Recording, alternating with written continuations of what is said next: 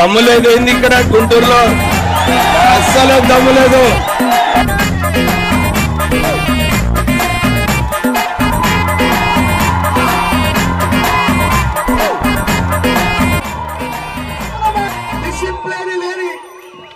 Discipline లేని జాతి ఏదైనా ఉందంటే ఈ రోజు మీడియా సమక్షంలో చూస్తున్నారా?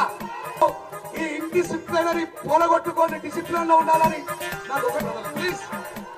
నేను స్టేజ్ మీద మాట్లాడిన తర్వాత 10 సెకండ్లు కూడా ఉన్నాం మేము. మాలలో కొంచెం ఓపిక లేదా? ఒక్క నాడు ఉన్నది ఓపిక లేదా?